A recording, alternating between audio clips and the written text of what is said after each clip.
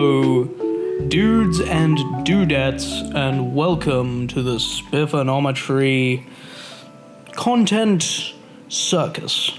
I'm your humble host, of course, Spiffanometry, back again with another episode in the Brave Lands. Let's get our helmet on, because this is hardcore, and anything might happen. So, what are we going to do today in the Brave Lands? We've made ourselves an iron farm.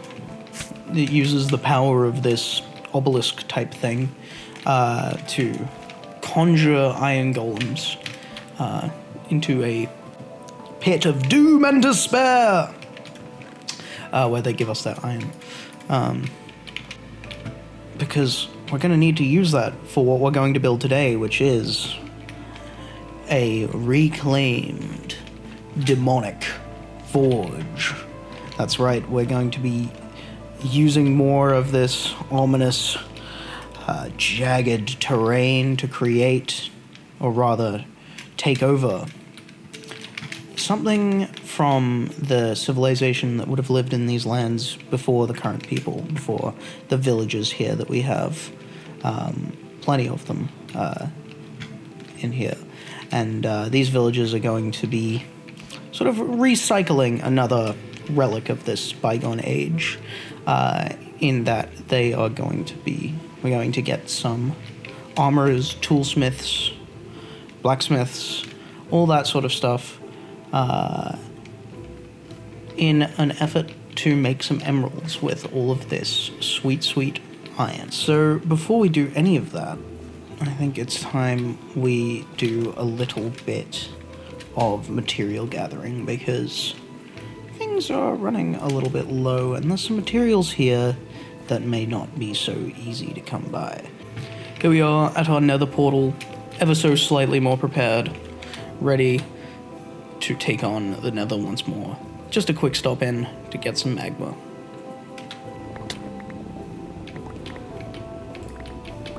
Delicious. Welcome back, ladies and gentlemen. Since the last clip, I have put together a bit of a build, and it's going to take quite a lot of resources.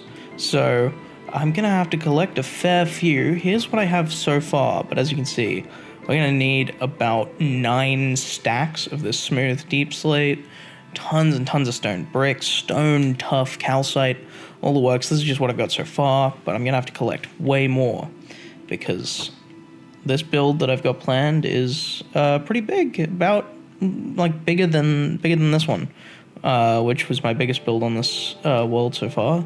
And as you can see in the corner of my screen here, I've actually got a hologram of the build placed into the world that I can work off of.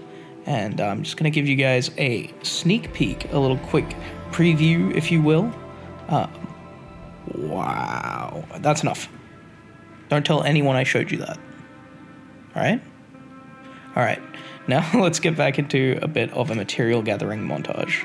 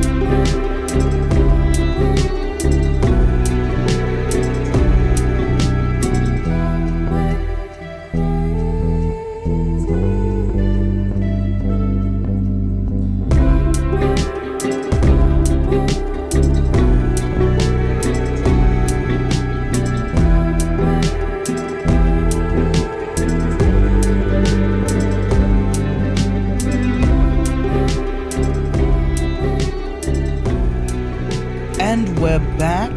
Finished our material gathering montage. Well, nearly finished. We'll get to that in a sec. We've got 2 full,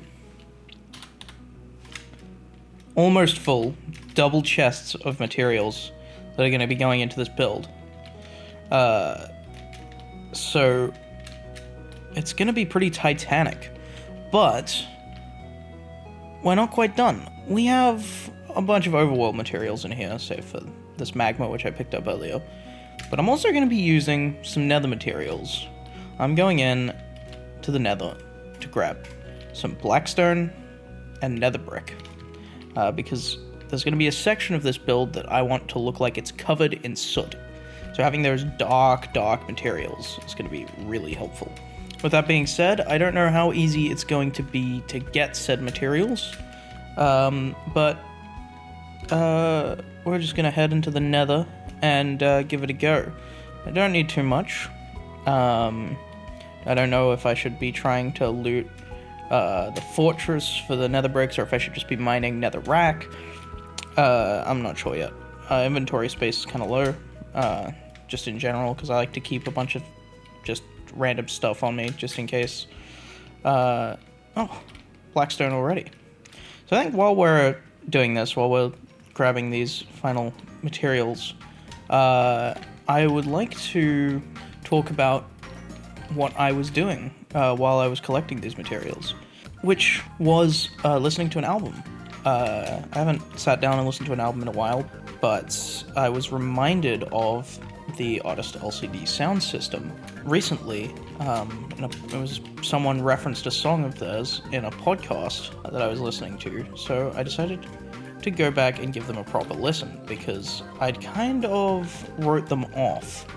Like, I always knew I liked them, but I'd only listened to one album, and I had just a few songs in my playlist, so I went back and I listened to their self-titled album, which is apparently a bit divisive among fans, but I thought it was pretty good. Ultimately, I really liked some of the dancier tracks on that, which I think pushed it over the edge. It has this cynical, weirdo energy that I love in a lot of the music I listen to, but it's also got these just really amazing energetic cuts, like Daft Punk is playing at my house, and I'm Losing My Edge, also another fantastically witty, cynical track, but it really danceable as well, which I think is really fun. Yeah, comparing it to This Is Happening, I think I actually prefer the self-titled album. I love Drunk Girls on This Is Happening, one of my favorite songs, probably, like, of all time, but I think just generally I liked the energy of this one a bit more. So yeah, that's my opinion on the music I was listening to while I was collecting materials. With that nether expedition out of the way, 4 nether brick slabs and some stairs, we're ready now to tackle the build. This daunting hologram. For those of you who don't know what this is Lightmatica. It's a mod that lets you paste a hologram of a creative build that you've done, or just a build from another world, into your world. You still have to gather all the blocks, it just tells you where to place them. I find it pretty helpful rather than just like switching between a screenshot, which is what I would have done otherwise. So yeah, I'm gonna build this in a time lapse. It's gonna be great. And I guess I will just let editing me take the wheel. See you guys in a sec.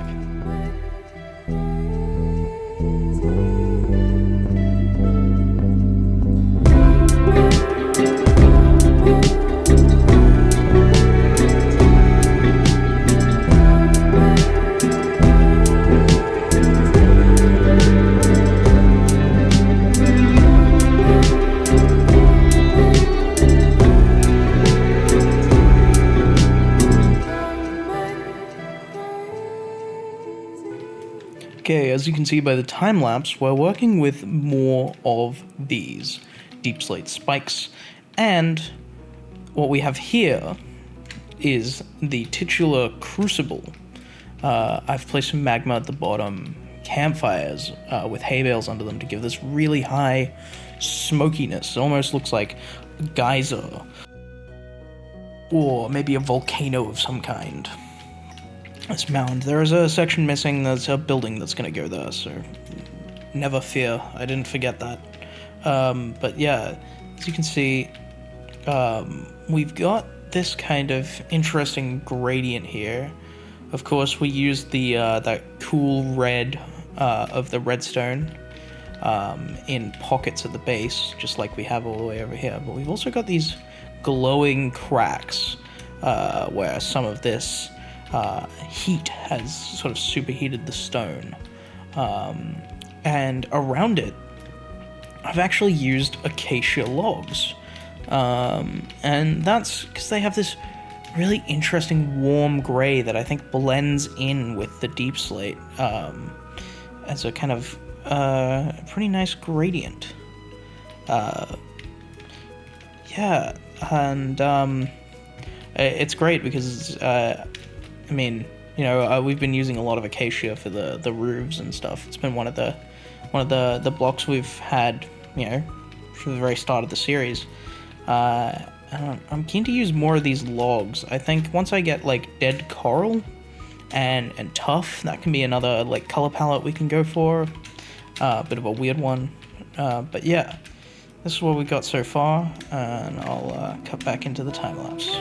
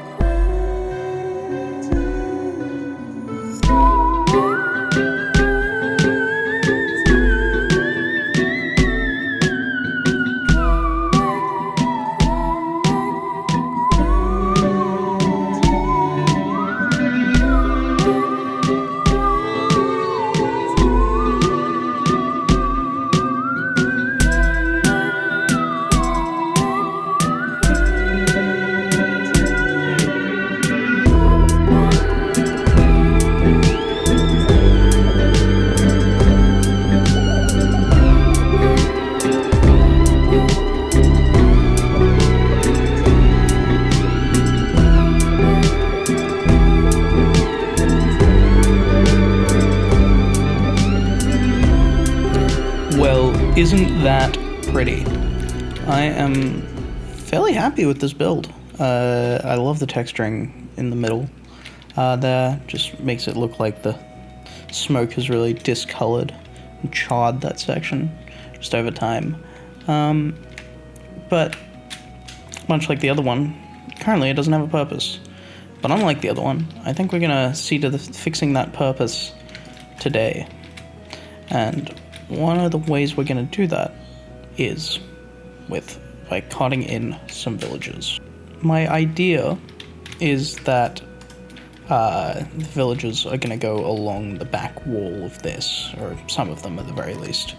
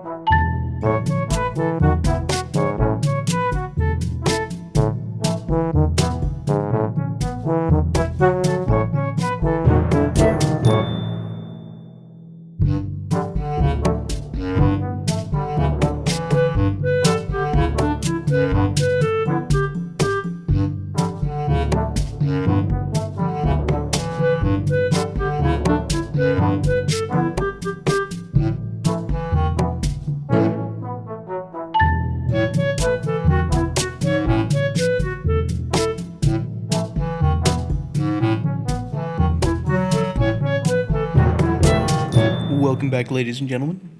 As you can see here, the giant forge has been filled with stonemasons, armor craftsmen, weaponsmiths, toolsmiths, and they all, each and every single one of them,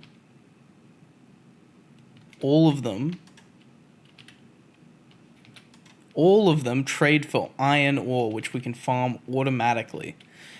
Okay, so yeah, maybe the armorers did not get the trades I was looking for, but every other one of the toolsmiths, the weaponsmiths, they've all got iron trades, which is fantastic because now we can turn our iron into emeralds. Also, infinite diamond tools, little handy thing, but this is good, but it's not quite there yet. I mean, we're still paying, 4 iron per emerald. We can get that down a little bit through a process called zombie purification or zombie purification. I'm not sure what the terminology here is exactly, but yeah, we just have to turn them all into zombie villagers by letting this kind fellow loose. Let's see if he picks up an item. And then we'll put him back in his boat. And hopefully all of these guys, we can come around with weakness potions, golden apples, and turn them back into regular villagers.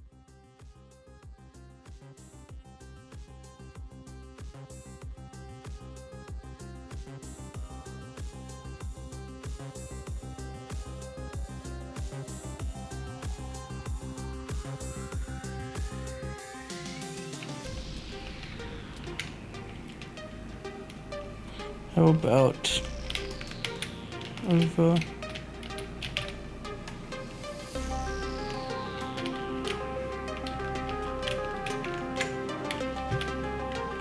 There we go.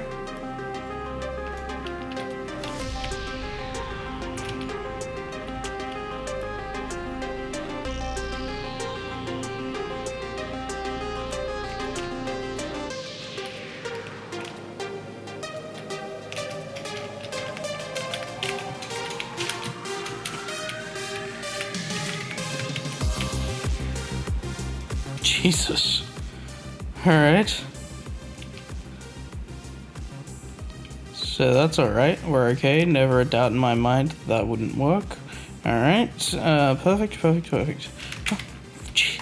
Christ. Just trying to eat a carrot, accidentally got myself launched back in the boat again. Alright. We need a better way to keep this zombie somewhere. My god. Alright.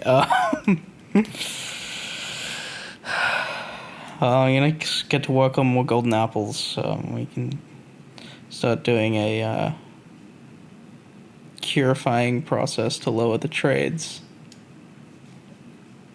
Can I even make it through here without getting hit? Nope.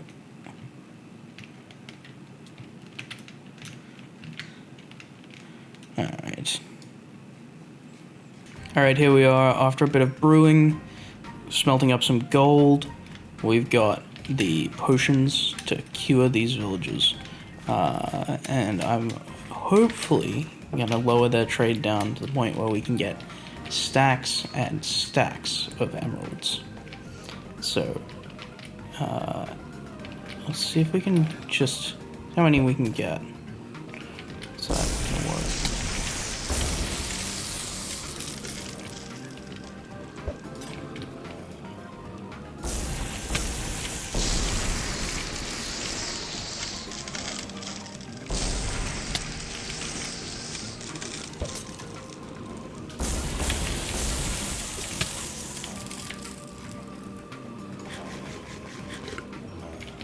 Alright, these ones we're gonna have to do in really quick succession because we don't want them to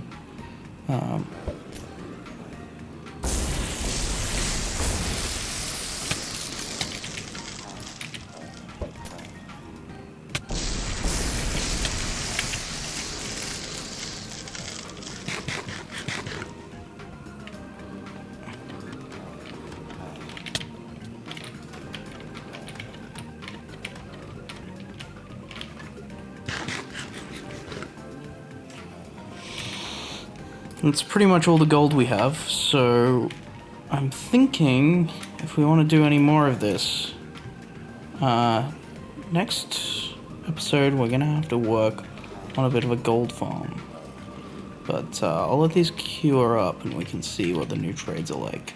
And in the meantime, I can actually show you guys the new and improved iron farm. It's not really all that improved. It's a bit of a mess, in fact, but I've added a few more chambers full of zombies. So before we were working with just one chamber. Currently we have 3, although one of them is dysfunctional at the moment because I think the zombie inside it despawned.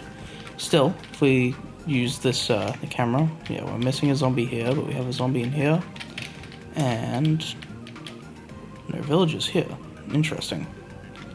Wonder what went wrong. Well, regardless, we're still at regular iron golem capacity.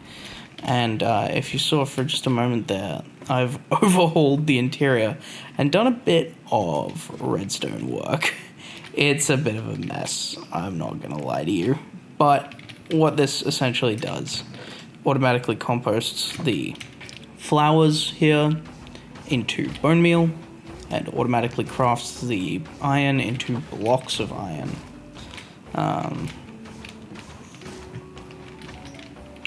And it's a bit of a ridiculous spawn proofing system as well. And but I just don't want any iron golems to spawn down here.